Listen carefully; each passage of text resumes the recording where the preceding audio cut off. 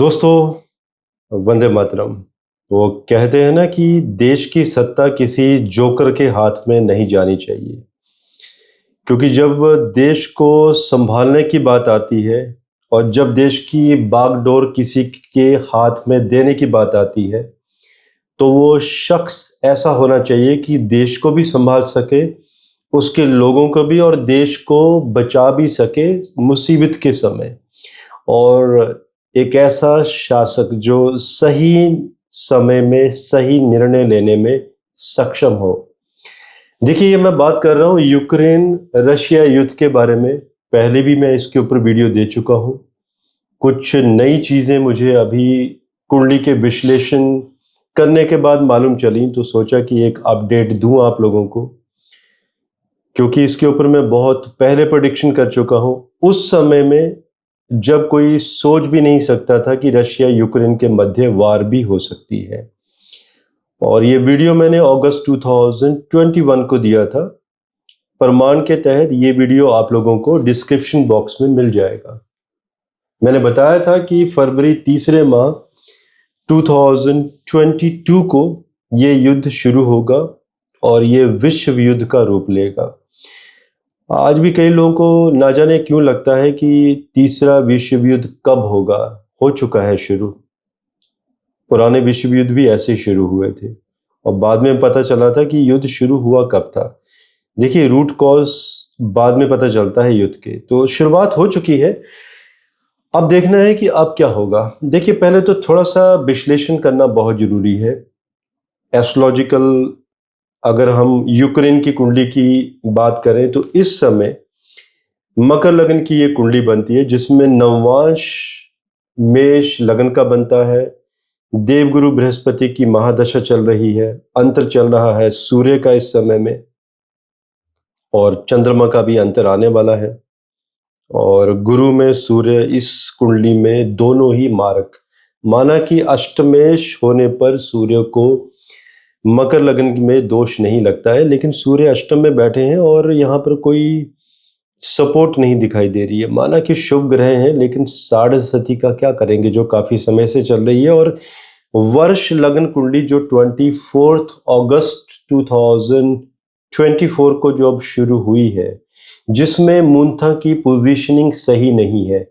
I know कई लोग सहमत नहीं हो पा रहे होंगे, वो ये भी कह रहे होंगे कि जिस तरह से अभी यूक्रेन ने कुसर्ग में अंदर घुसकर, जो न्यूज़ आ रही है मीडिया में कि ऑलमोस्ट यूक्रेन 30 किलोमीटर अंदर जा चुका है, और वो भी ये कह रहा है कि ये हमारी बफर जोन है, युद्ध तो हमने अभी किया ही नहीं। देखिए, ये जो भ्रम होता है ना कई लोगों में, ये निकालना बहुत जरूरी होता है। मतलब बहुत सारे लोग होते हैं जिन्हें अचानक भ्रम हो जाता है।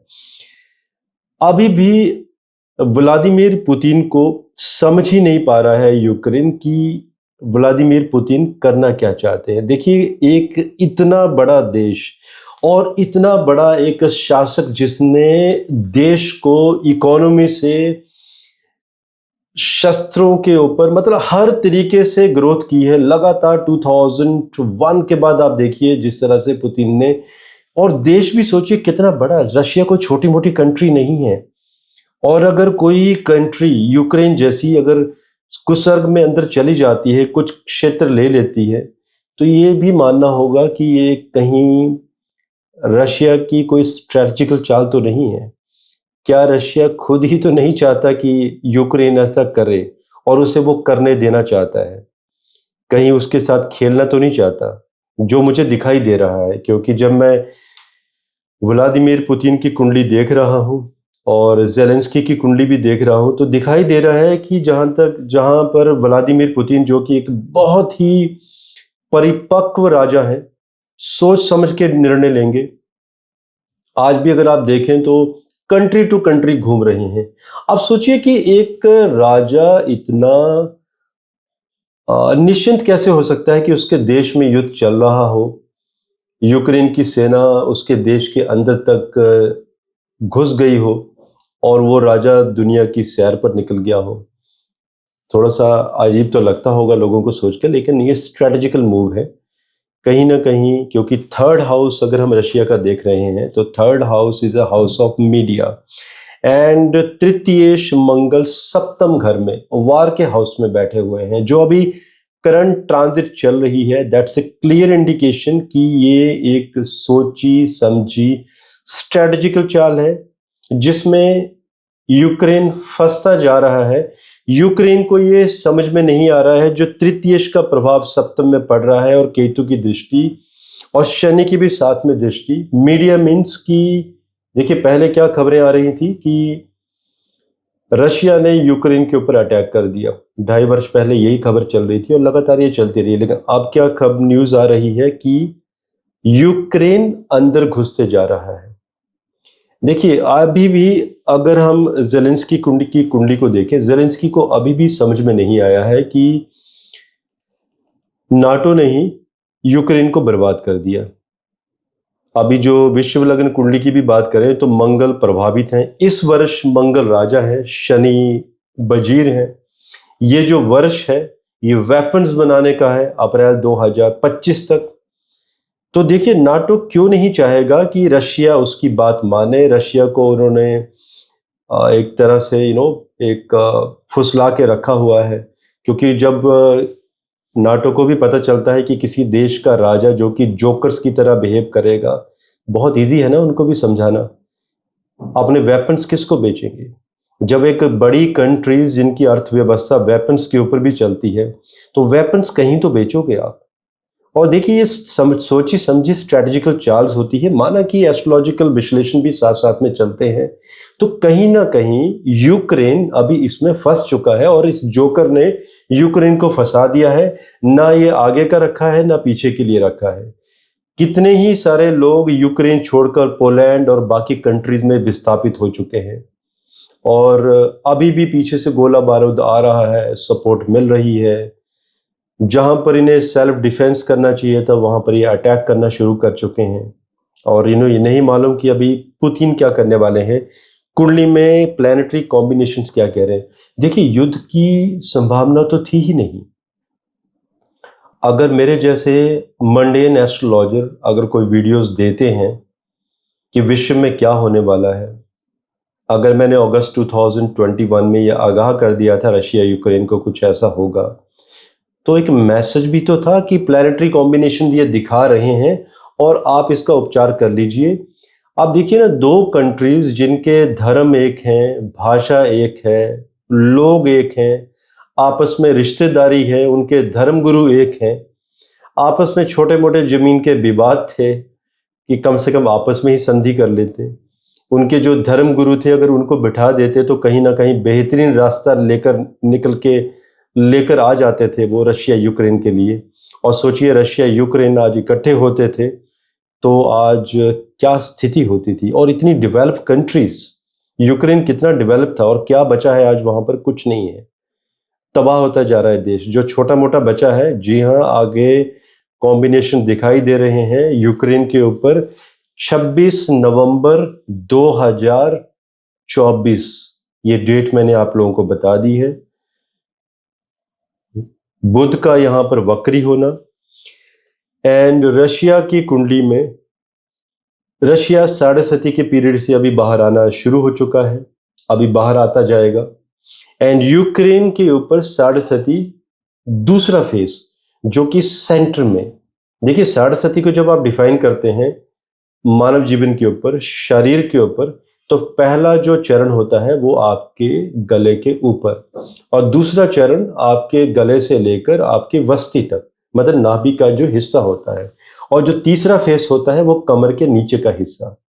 सिमिलरली कंट्रीज में भी ये डिवाइडेशन होता है कि अगर ये दूसरा फेस आया है तो कंट्री के सेंटर में अटैक होगा।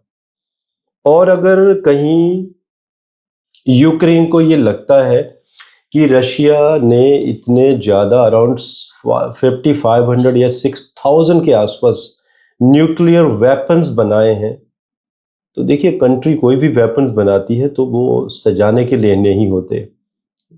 ये पाकिस्तान ही कहता है, हमारा पड़ोसी मुल्क हमें भी धमकियां देता है इस तरह की। ये चलाने के लिए होते हैं और सही समय पे ही चलाए जाते हैं। और वो कहते हैं ना, शासक वही है जो सही समय पर शस्त्रों का संधान करे। और ये दिखाई दे रहा है मुझे जिस तरह से यूक्रेन अभी आगे बढ़ता जा रहा है। यूक्रेन ने बहुत बड़ी गलती की क्योंकि एक जोकर राजा जिसे पता ही नहीं चला, जो दूसरों की बातों में आ गया। नाटो ने ये कह दिया तो हम ये कह दें।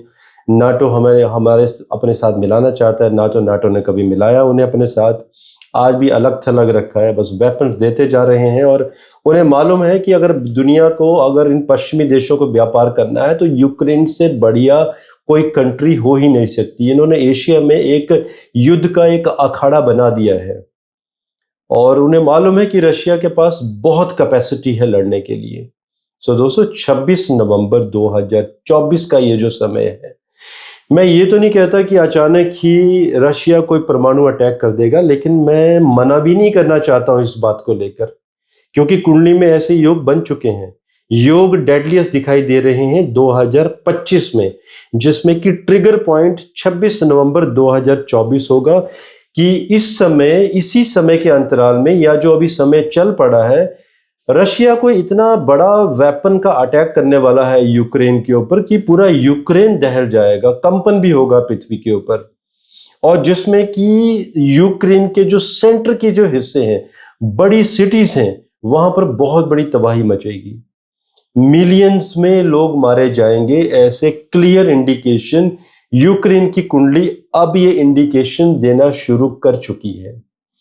और ये वीडियो इसलिए भी है कि अगर जोकर को समझ आता है, समझ जाए, और अभी भी ना समझे तो बहुत मुश्किल है। वो कहते हैं ना, शास्त्र भी हमारे कहते हैं कि एक सच्चा राजा वही है जो अपनी जनता को तनिक सा भी, छोटा कष्ट ना होने दे।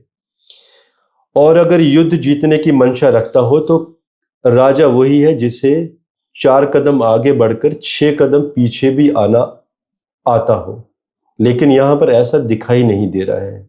यहाँ पर ऐसा दिखाई दे रहा है कि कोई पीछे से आपको बहलाता है, फुसलाता है, आप उनकी बातों में आ जाते हैं और आगे आप बढ़ना शुरू हो जाते हैं। आप ये भी नहीं सोचते कि ये जो गोला बारूद मिल रहा है ये कोई खैरात नहीं है, इसकी वसूली भी आप ही से की जाएगी आने वाले समय में। सो दोस्तों, कॉम्बिनेशंस सही नहीं है। कुछ बहुत बड़ा होने वाला है यूक्रेन में अभी। और यूक्रेन जिस तरह से आगे बढ़ता जा रहा है, रशिया के ऊपर अटैक करता जा रहा है, और पूरी दुनिया भी सोच रही है कि क्या रशिया युद्ध हार चुका है। जी नहीं, इट्स अ स्ट्रैटेजिकल मूव, जो मूव अभी तक व्लादिमीर पुतिन का समझ में नहीं आ रहा है। अगर व्लादिमीर पुतिन की कुंडली की भी अगर हम बात करें, बहुत मुश्किल है उन्हें समझना। वो कोई छोटे मोटे लीडर नहीं है।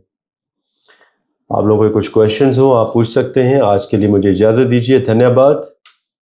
भारत माता की जय।